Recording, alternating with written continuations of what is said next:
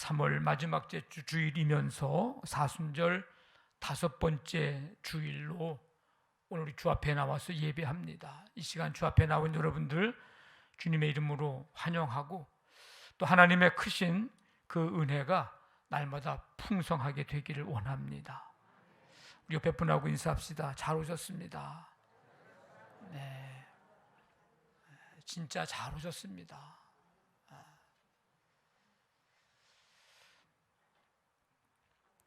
로마서 8장에 대해서 많은 사람들이 이야기를 합니다.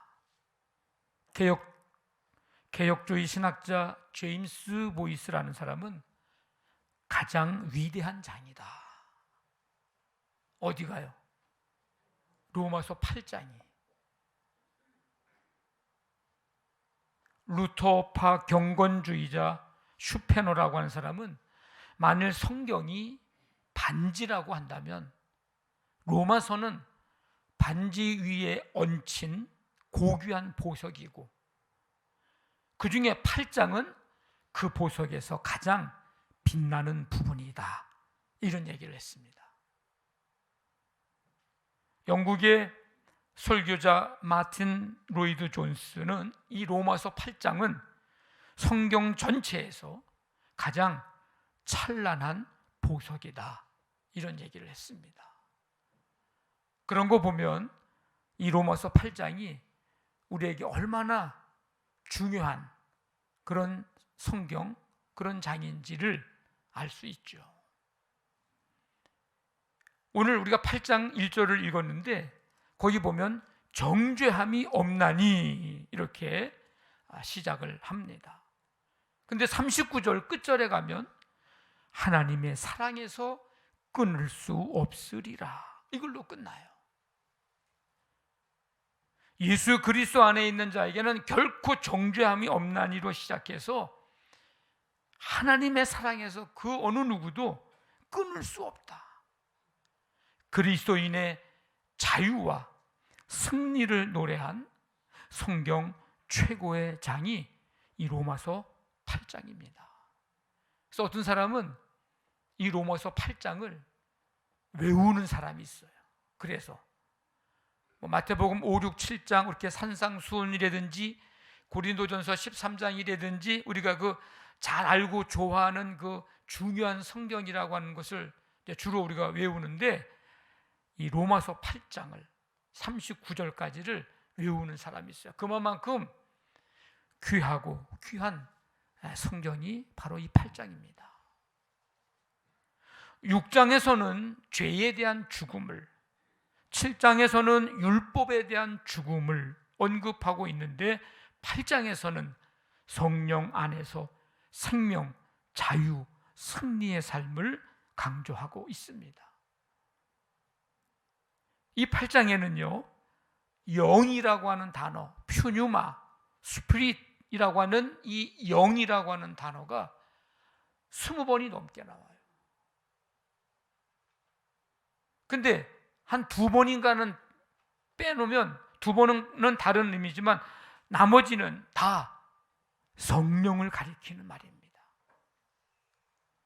이건 뭘 얘기해 주는 거냐면 그리스도인의 삶은 성령의 인도를 받고 사는 삶이요, 그리스도인의 삶은 성령의 다스림을 받는 삶이다. 그것을 얘기해 주는 겁니다.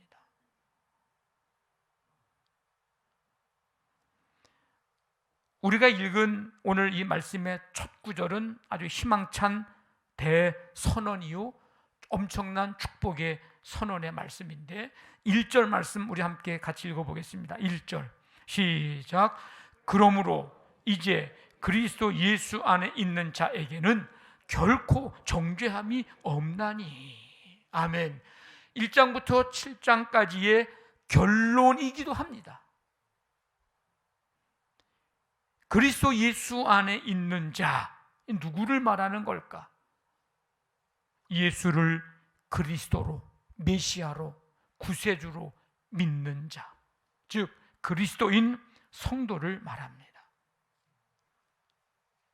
공동번역에는 예수 그리스도와 함께 사는 사람들이라고 또 번역을 합니다. 그러니까 성도가 누구냐? 성도. 우리가 다 성도인데 누구냐? 예수 그리스도 안에서 살고 예수 그리스도와 함께 사는 사람. 성도가 누구냐? 그리스도 예수 안에서 사는 사람, 그리스도 예수와 함께 사는 사람. 그 사람을 누구라고 부른다고요? 성도라고 부른다고요. 이게 보통의 이 호칭이 아닙니다. 성도. 예수 안에 살고 예수와 함께 사는 사람. 그리스도 예수 안에 있는 사람에게는 어떤 일이 일어나는가? 오늘 말씀해 보니까 정죄함이 없다. 뭐가 없다고요? 정죄함이 없다. 근데 그냥 없는 것도 아니야. 앞에 한 단어가 들어가 있어요. 어떻게 해요? 결코 정죄함이 없다. 한번 해보겠습니다. 결코 정죄함이 없다. 네, 결코에 결코. 죄와 율법과 사망의 권세 아래에서 신음하던 우리 인간이 자유와 구원을 얻습니다. 어디에서요? 그리스도 예수 안에서. 이 정죄는 죄로 인해서 하나님으로부터 분리되어 영원한 형벌을 받게 됨. 그러니까 우리가 함부로 누구에게 정죄할 수가 없는 거예요. 우리는 그런 권한이 있는 사람들이 아닙니다. 내가 누구인데 영원한 형벌을 받게 하는 그 일을, 그 선언을 내가 하냐고요. 우리는 그 누구도 정죄할 수가 없어요. 유죄 판결이거든요. 유죄. 그럼 정죄함을 받지 않는다고 하는 것은 하나님께로부터 무죄 선언 받음을 의미합니다. 그 누구도 우리에게 무죄 선언할 수가 없어요. 인간이 인간을 정죄도 못합니다. 정죄할 수도 없어요. 하나님만이 무죄 선언을 하시는 거예요. 그리스도 예수 안에 있는 사람들은 하나님께로부터 무죄 판결을 받은 사람들입니다. 그들이 받을 수 있는 거예요. 그렇다면 오늘 그리스도 예수 안에 있는 자에게는 결코 정죄함이 없나니 이거는 엄청난 축복입니다. 이 사건을 경험한 사람, 이것을 믿음으로 받고 믿음으로 사는 인생은 행복한 인생입니다. 우리는 이미 행복한 사람들이에요. 예수 그리스도 안에서 결코 정죄함이 없다. 이미 우리는 그 은혜를 받은 행복한 사람이요, 엄청난 복을 받은 사람들입니다. 그러면 왜 그리스도 예수 안에 있는 자들에게 결코 정죄함이 없을까? 이유가 있을 거 아닙니까? 2절을 읽어보겠습니다. 2절 시작. 이는 그리스도 예수 안에 있는 생명의 성령의 법이 죄와 사망의 법에서 너를 해방하였음이라. 아멘. 그리스도 예수 안에 있는 자들이 정죄를 받지 않는 이유는 구원을 가로막고 있는 일체의 모든 죄, 사망의 법에서 주님이 우리를 해방시켜 주셨기 때문입니다. 죄와 사망의 법. 모든 사람이 죄를 범하였다 그랬죠? 죄인이며 그 죄의 결과는 뭐예요? 사망이에요. 그러니까 죄인은 필히 영원한 죽음을 맞는 겁니다. 죄와 사망의 법으로는. 그런데 생명의 성령의 법, 생명의 영이신 성령님께서 그리스도 안에 있는 자에게 생명을 주신다는 것을 말합니다. 그러니까 예수 안에 있는 우리가 정죄를 받지 않고 무죄 선언을 받을 수 있는 이유는 생명의 성령의 법, 즉 예수 안에서 생명을 누리게 하는 이 성령의 법이 우리를 죄와 사망의 법에서 해방시켜 주었기 때문입니다. 그 법으로 해방이 된 거예요. 그러면 중요한 것은 뭔가? 중요한 것은 그리스도 예수 안에 있는 생명의 성령의 법으로 죄와 사망의 법에서 해방된 우리의 삶이 어떠해야 하는가? 이게 이제 중요한 거예요. 1장부터 7장까지는 그 이야기를 한 거예요. 그 이야기를.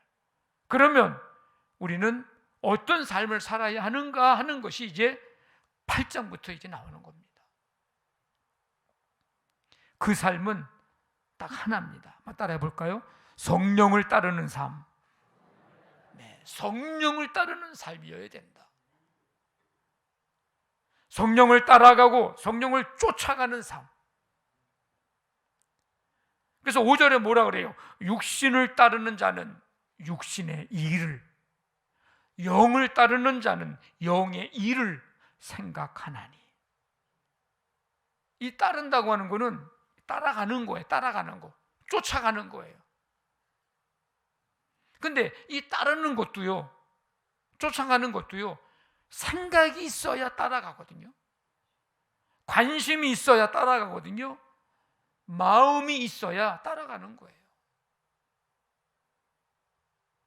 생각과 관심과 마음이 있어야 따라갑니다. 근데 따르는 정도가 되면요, 그 안에 이미 그것으로 가득 차다는 뜻이에요. 집중하고 산다는 거예요. 안 따라가도 되거든요. 쫓아가지 않아도 됩니다. 그냥 바라만 보고 있고 그냥 그렇구나 라고만 해도 되는 건데, 따라가고 쫓아간다는 얘기는 그 무언가가, 그 대상이 내 안에 이미 가득 차 있다는 거예요. 집중하고 산다는 거예요. 그리고 그것에 대한 통치와 다스림과 지배를 받고 살아간다는 겁니다. 그러니까 육신을 따른다 그런 얘기는 육신의 것들이 거기에 내 마음과 생각과 관심이 이미 가득 차다는 얘기고, 거기에 내가 집중하고 산다는 얘기고, 그것에 의해서 내 마음과 생각과 삶이 다스림과 통치를 받고 산다는 뜻입니다. 영을 따른다는 얘기는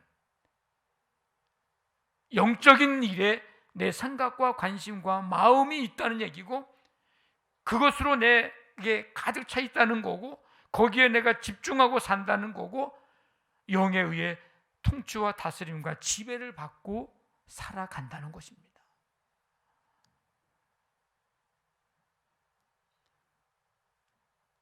이게 지금 그냥 얘기로 해서 그렇지, 가만히 곰곰이 생각해보고 묵상해보면 이게 굉장히 엄청난 일이고요, 조금 더 얘기하면요, 굉장히 무서운 얘기예요.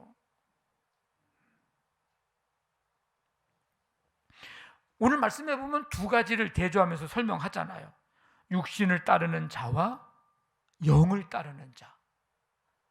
육신의 일과 영의 일, 육신의 생각과 영의 생각. 그러면 이 육신은 뭘 말하는 걸까? 뼈와 살로 구성이 된 우리 이 몸의 신체, 이걸 말하는 게 아니에요. 인간의 어떤 동물적 본능이나 갖가지 욕심, 이걸 말하는 게 아니에요.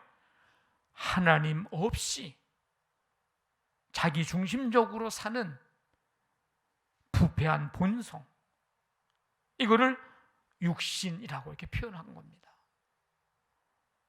죄를 주인으로 섬기며 죄에 끌려다니는 존재. 왜? 그것에 다스림을 받고 그것들에게 관심과 생각을 빼앗기고 통치를 받고 있으니 끌려다닐 수밖에. 육신적인 일, 육신적인 생각, 육신을 따르는 것. 근데 영은 우리로 하여금 하나님을 주인 삼고 하나님의 뜻에 따라 순종하며 살도록 우리 안에 거주하시는, 내주하시는 성령, 바로 이 영은 그 성령님을 말하는 것입니다.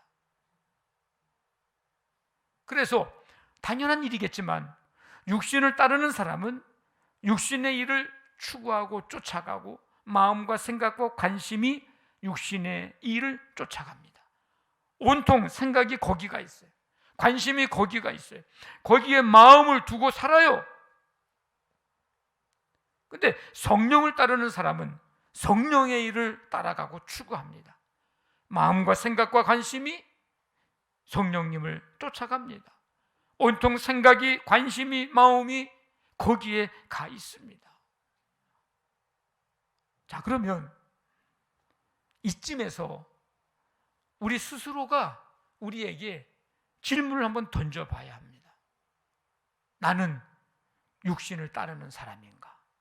나는 성령을 따르는 사람인가? 냉정하게 그리고 심각하게 우리를 점검해 봐야 합니다. 왜? 이게 왜 중요할까? 육신의 생각은, 오늘 말씀 보니까 6절에 육신의 생각은 뭐예요? 사망이기 때문입니다. 영의 생각은 뭔데요? 생명과 평안이기 때문입니다. 그러니까 내가 육신을 따르는 사람인가, 영을 따르는 사람인가, 성령님을 따르는 사람인가가 왜 중요한가? 내가 사망이냐 생명이냐가 달려있는 문제예요. 내가 죽느냐 사느냐, 내 영이 죽느냐 사느냐, 내 마지막에 죽음이냐 생명이냐, 이거랑 관련이 있으니까 이게 얼마나 중요한 일이에요.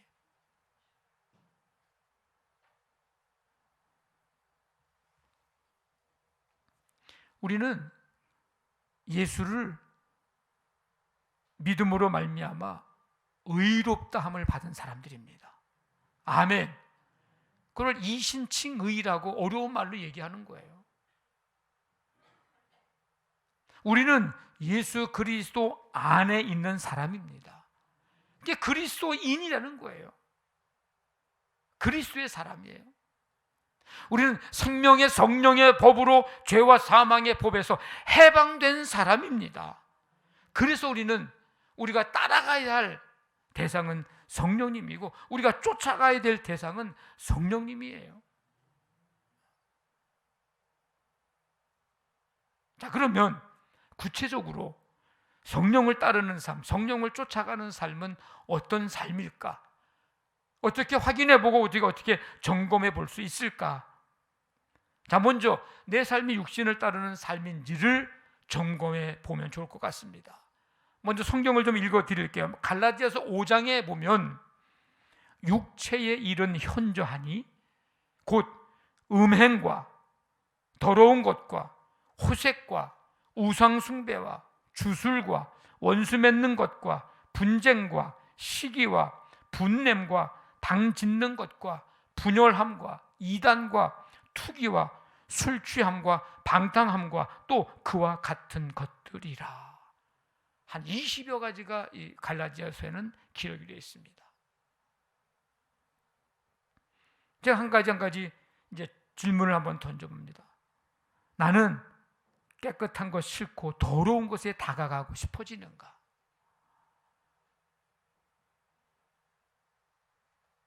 더러운 물에서 놀고 싶은가?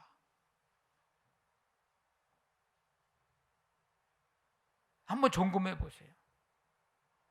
맑은 사람들, 깨끗한 사람들 하고 같이 있고 다가가고 싶어지는 거, 아니면 더러운 것, 더러운 생각, 더러운 말,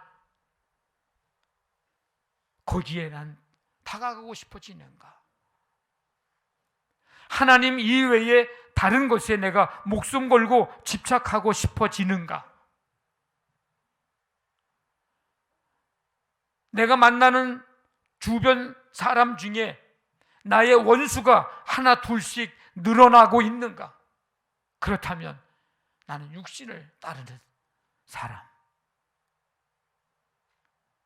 누군가와 싸우고자 하는 호전성이 있는가? 걸리기만 해봐라 그냥.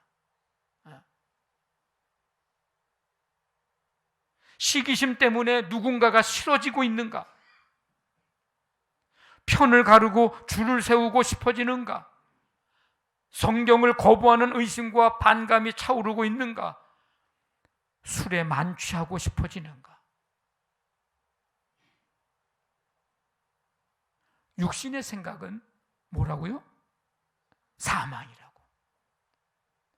끝이 안 좋습니다. 마지막이 안 좋아요. 결과가 좋지 않습니다. 따를 때는 좋죠. 세상 다 가진 것 같고 세상 즐거움과 기쁨은 자기가 다 누리는 것 같아. 마지막은 사망이에요. 육신의 생각은 사망인데 어떤 죽음일까? 일단 영적인 관계가 죽습니다. 그리고 이런 삶을 살다 보면 정확한 분별력과 판단력이 죽습니다. 올바른 가치관과 세계관이 죽습니다. 믿음, 소망, 사랑이 죽습니다. 이런 줄 알면서도 계속 육신의 일을 따르는 삶을 여러분 사시겠습니까? 오늘 7절 말씀 보면 육신의 생각은 뭐가 됩니까? 하나님과 원수가 되나니.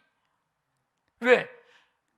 육신의 생각은 하나님의 법에 굴복하지도 않지만 굴복할 수도 없고 굴복할 생각이 없어요.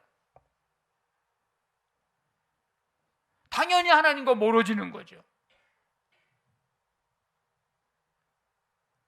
육신에 있는 자들은 하나님을 기쁘시게 할 수 없느니라. 믿음이 없이는 하나님을 기쁘시게 할 수 없나니. 당연히 하나님을 기쁘시게 할 수 없죠. 육신의 생각 가지고. 여러분, 하나님과 원수가 되고 싶지 않으면 육신의 일을 따르는 삶을 속히 그만두십시오. 하나님을 기쁘시게 하고 싶은 마음이 있다면 육신의 일을 따르는 삶을 속히 그만두십시오. 하나님과 원수가 되는 줄을 알면서도 하나님을 기쁘시게 할 수 없다는 것을 알면서도 계속 육신의 일을 여러분 따르겠습니까? 그 일을 쫓아가겠습니까? 그럼 이제는 내 삶이 성령을 따르는 삶, 성령을 쫓아가는 삶인지를 점검해 봐야 되겠죠? 싫어하는 사람도 사랑하고 싶어지는가? 그렇다면 나는 성령을 따르는 삶, 쫓아가는 삶이에요. 원수도 용서하고 싶어지는가? 내 마음의 깊은 곳에서부터 기쁨이 솟아나고 있는가? 마음에 평강이 있는가? 나는 다른 사람들하고 화목하고 싶어지는가? 싶어하는가? 아프고 힘들고 억울해도 증오와 분노의 감정을 분출하지 않고 오래 인내하는가? 누군가를 긍휼히 여기는 마음으로 돕고 싶은가? 차갑고 뾰족하고 뻣뻣한 태도가 아니라 따뜻하고 부드러운 자세로 다른 사람들을 내가 대하고 싶은가? 폭력으로 보복하고 싶지 않은 마음이 내 안에 있는가? 극단적인 말과 생각과 행동을 금하고 적절하고 적당하게 수위를 조절하고 싶은 마음이 있는가? 한번 여러분들을 잘 한번 점검해 보십시오. 그러고 싶어지는가? 그런 마음이 내게 있는가? 영의 생각은 생명입니다. 생명은 뭐예요? 사는 거 아니에요? 사는 거? 영의 생각은 살아나게 합니다. 살게 합니다. 육신의 생각은 뭐예요? 죽게 합니다. 사망입니다. 죽는 겁니다. 관계 끊어짐입니다. 멀어짐입니다. 영의 생각은 생명이에요. 살게 하고 살아나게 하고. 그래서 뭐가 살아나요? 영의 생각은 뭘 살아나게 합니까? 영혼의 기쁨이 살아나고, 성령을 따르는 삶, 쫓는 삶은 그 사람의 삶에 소망이 살아나고, 산 소망 갖는 거죠. 말씀에 대한 사모함이 살아나고요, 분별력과 판단력이 살아나고, 성령을 따르고 쫓는 삶은 하나님의 약속들이 믿어지는 믿음이 그에게서 살아납니다. 하나님과 사람들을 주의 사랑으로 사랑하고 싶어집니다. 영의 생각이 나를 살아나게 하고 나로 하여금 살게 해주지만, 더 중요한 것은 이 생명의 역사가 확산되어지고 퍼져간다는 거예요. 확장이 된다는 겁니다.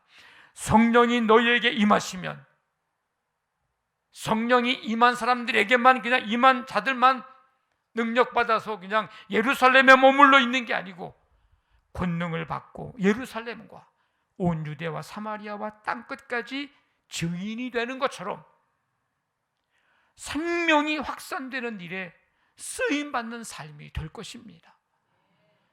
나도 살아나고, 영을 따르는 자는 나도 살아나고, 다른 사람 누군가도 살아나게 하고 살게 하는 그 일에 쓰임받는 삶. 육신의 일을 생각하고 따르고 쫓는 삶은 나도 죽지만 다른 사람도 죽게 만드는 일을 하는 거예요. 아까 제가 소주에서 얘기했잖아. 이게 엄청난 일이라고 곰곰이 생각해 보면 엄청난 일이에요. 내가 사느냐 죽느냐, 다른 누군가를 살아나게 하느냐, 누군가를 내가 죽게 하느냐, 그런 영향력을 내가 끼치느냐, 선한 영향력을 끼치느냐, 아니면은 악한 영향력을 끼치느냐, 너무나도 중요한 일. 우리는 그리스도 안에 있는 사람들입니다. 우리 안에 누가 계실까요? 우리 안에 예수 그리스도께서 우리 안에 거하십니다. 내 안에 성령님께서 거하고 계십니다. 한번 따라해 봅시다. 내주하시는 성령님. 네, 내 안에 거하시는 성령님. 그럼에도 여전히 우리가 육신의 일이 나의 생각을 차지하고 나의 관심을 장악하고 있다면 우리는 육신을 따르는 사람이고, 영의 일이 마음에 떠오르고 그 일에 관심을 기울이고 성령의 다스림을 받고 살고 있다면 우리는 성령을 따르는 사람입니다. 우리는 지금 무엇을 따르고 무엇을 쫓아가고 있는가? 그래서 오늘 말씀을 제목을 나는 무엇을 따르고 무엇을 지금 쫓아가고 있는가에 대한 질문을 던지는 거예요. 오늘 주님이 우리에게 묻고 계신 거예요. 너는 지금 뭘 쫓아가고 따라가고 있냐? 우리 모두 성령님을 따라가고 쫓아가는 삶이 되시기를 주님의 이름으로 간절히 축원합니다. 아멘.